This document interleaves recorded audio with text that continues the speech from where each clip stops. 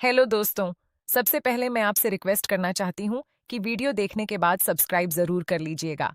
मैं इन वीडियोस को बनाने में बहुत मेहनत करती हूँ और इसी से मैं अपना खर्चा चलाती हूँ। जो भी सब्सक्राइब करेगा, मैं दुआ करती हूँ कि उसकी ज़िंदगी बहुत अच्छी, अमीर और खुशहाल हो। प्लीज़ प्लीज़ सब्सक्राइब कर लीजिएगा। मेरे पिताजी के गुजर जाने के बाद हमारे घर पर जैसे अंधेरा छा गया था। मैं अनन्या, उम्र बस 21 साल की, गांव के सरकारी स्कूल में पढ़ाती थी। मेरे छोटे भाई विकास की पढ़ाई अभी चल रही थी और माँ की तबीयत भी ठीक नहीं रहती थी। पिताजी की बीमारी ने सारा कर्ज छोड़ दिया था। हर महीने ब्याज का बोझ बढ़ता जा रहा था। एक दिन गांव के बड़े जमींदार रघुवीर सिंह अंकल हमारे घर आए। वे मेरे पिताजी के पुराने दोस्त थे। उन्होंने कहा, अनन्या बेटी, तुम्हारे पिताजी ने मेरे लिए बहुत कुछ किया था। अब मैं तुम्हारी मदद करना चाहता हूँ। मेरी फैक्ट्री में तुम्हें अच्छी नौकरी दिलवा सकता हूँ। बस एक शर्त है। मैंने उत्सुकता से पूछा, कैसी शर्त अंकल? उन्होंने मुस्कुराते हुए कहा कि उनकी फैक्ट्री शहर में है और मुझे वहां शिफ्ट होना होगा। साथ में वे हमारे कर्ज का कुछ हिस्सा भी माफ कर देंगे। माँ ने राहत की सांस ली, लेकिन मुझे कुछ अजीब सा लगा। फिर भी घर की मजबूरी थी। मैंने हामी भर दी। अगले हफ्ते मैं शहर पहुंच गई। रघुवीर अंकल की फैक्ट्री में मेरा काम शुरू हो गया। काम था क्वालिटी चेकिंग का। शुरुआती दिनों में सब ठीक चल रहा था। मेरी सहेली राखी, जो वहां पहले से काम करती थी, मुझे बहुत सहारा देती। राखी कहती, अनन्या, यहाँ टिके रहना आसान नहीं। बड़े बॉस को खुश रखो तो तरक्की जल्दी मिल जाती है। मैंने सोचा कि मेहनत से ही तरक्की मिलेगी, लेकिन एक महीने बाद रघुवीर अंकल के बेटे विक्रम ने मुझे अपने ऑफिस बुलाया। विक्रम साहब फैक्ट्री के मैनेजर थे। वे बोले, अनन्या, तुम्हारी रिपोर्ट्स अच्छी हैं, लेकिन हमें कुछ छोटी मोटी चीजें एडजस्ट करनी पड़ती हैं। जैसे कुछ प्रोडक्ट्स की क्वालिटी थोड़ी कम हो तो भी मार्केट में अच्छा दाम मिल जाए। तुम बस साइन कर दो। मैं हैरान रह गई। सर, यह तो गलत होगा, ग्राहक को धोखा होगा। विक्रम साहब हंसे, अरे, दुनिया इसी तरह चलती है। तुम्हारे घर का कर्ज, भाई की पढ़ाई, सब मैं संभाल लूंगा। बस मेरी बात मान लो। उनकी बात सुनकर मेरे दिल की धड़कनें तेज हो गईं। रात को मैं हॉस्टल के अपने कमरे में लेटी तो बहुत सोचने लगी। माँ का फोन आया, बेटी, विकास का एडमिशन का समय आ रहा है। पैसे का इंतजाम हो जाएगा ना? मैंने बस हाँ कह दिया, लेकिन अंदर से घुटन हो रही थी। अगले दिन राखी ने मुझे अलग ले जाकर समझाया, देख अनन्या, विक्रम साहब की बात मान ले। मैंने भी यही किया था। अब मुझे प्रमोशन मिल गया है। घर भेजने के लिए पैसे बच जाते हैं। मैंने पूछा, लेकिन राखी, यह तो बेईमानी है। राखी ने कंधे उचकाए, बेईमानी क्या, छोटी मोटी एडजस्टमेंट सब करते हैं। मैंने मना कर दिया। उस शाम मैंने विक्रम साहब को साफ कह दिया कि मैं ऐसी रिपोर्ट्स पर साइन नहीं कर सकती। उन्होंने मुंह बनाया, लेकिन कुछ नहीं कहा। फिर से मेरी मुश्किलें शुरू हो गईं। मेरी शिफ्ट अचानक रात की कर दी गई। काम का बोझ बढ़ा दिया गया। राखी अब मुझसे दूरी बनाने लगी। एक दिन फैक्ट्री में इंस्पेक्शन आया। कुछ प्रोडक्ट्स खराब पाए गए। विक्रम साहब ने सारा दोष मेरे ऊपर डाल दिया। बोले, अनन्या ने चेकिंग ठीक से नहीं की। मुझे वार्निंग मिल गई। घर लौटकर मैं रोई। माँ को फोन पर बताया तो वे चिंतित हो गईं। बेटी, वापस आ जा, हम किसी तरह संभाल लेंगे। लेकिन मैं जानती थी कि वापस आने से समस्या हल नहीं होगी। उस रात मैंने सोचा कि शायद मैं गलत हूं। सब लोग तो यही करते हैं। मेरे पिताजी हमेशा कहते थे, बेटी, ईमानदारी से जो मिले वह काफी है। लेकिन आज मजबूरी मेरे ईमान पर सवाल उठा रही थी। अगले दिन मैंने फिर रिपोर्ट्स चेक की और सही सही लिखीं। विक्रम साहब गुस्से में थे। उन्होंने मुझे कहा, तुम्हें पता है तुम्हारे पिताजी ने मुझसे उधार लिया था। अगर तुमने मेरी बात नहीं मानी तो मैं पूरा कर्ज वसूल कर लूंगा। मेरे पैर थरथरा गए। पूरा कर्ज, इतना बड़ा आंकड़ा।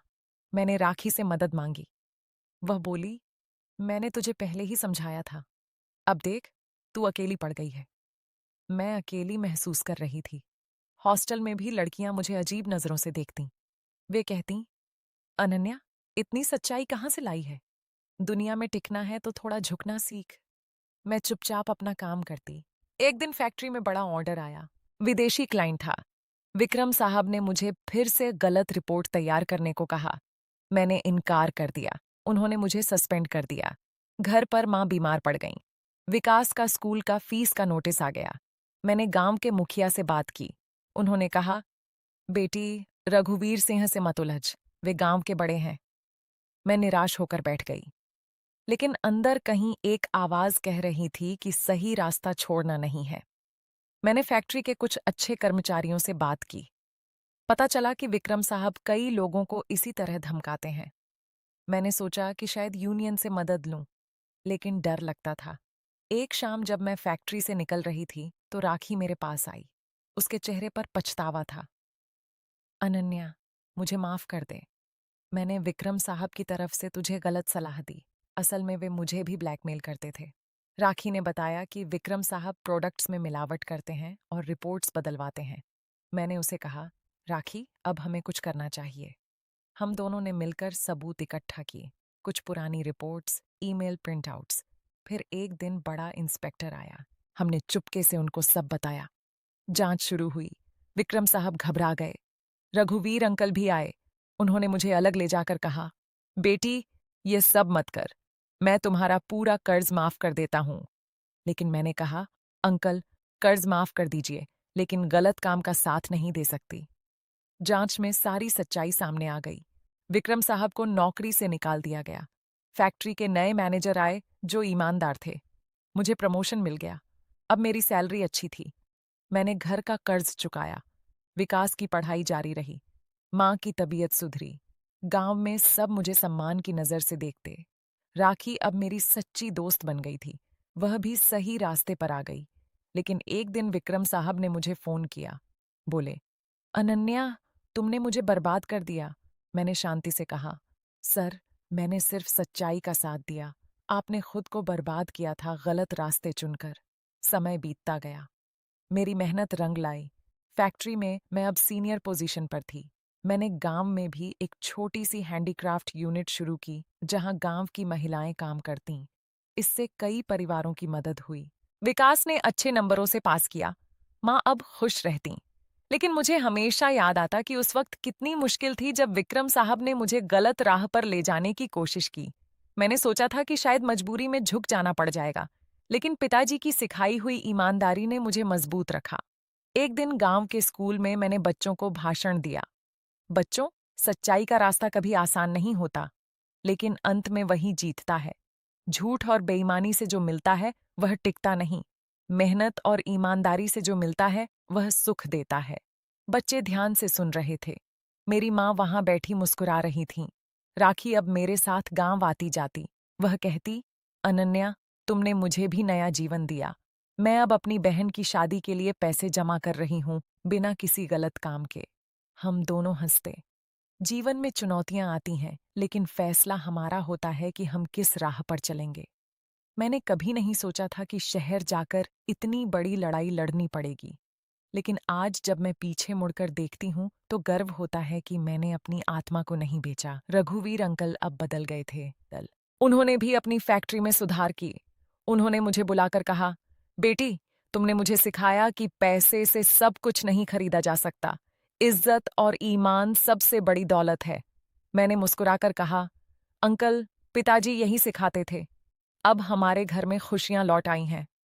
विकास इंजीनियरिंग की तैयारी कर रहा है। मैं अपनी नौकरी और गांव की यूनिट दोनों संभालती हूँ।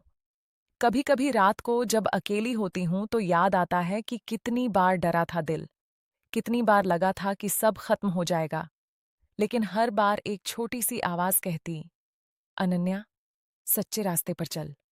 और मैं चलती रही। दोस्तों, जीवन में कई बार मजबूरियां हमें गलत राह दिखाती हैं, लेकिन जो अपनी मूल्यों को नहीं छोड़ता वही सच में जीतता है। अनन्या की कहानी हमें सिखाती है कि ईमानदारी कभी हार नहीं मानती, चाहे कितनी भी बड़ी ताकत सामने हो। आज की यह कहानी आपको कैसी लगी, जरूर बताना। पसंद आई हो तो प्लीज लाइक करना। रोज एक नई कहानी सुनने के लिए हमारे चैनल को भी सब्सक्राइब करना। मिलते हैं दोस्तों अगली किसी नई कहानी के साथ। कहानी शब्द गिनती लगभग 4500 शब्द। विस्तार से भावनाओं, संवादों और आंतरिक संघर्ष को दर्शाया गया है।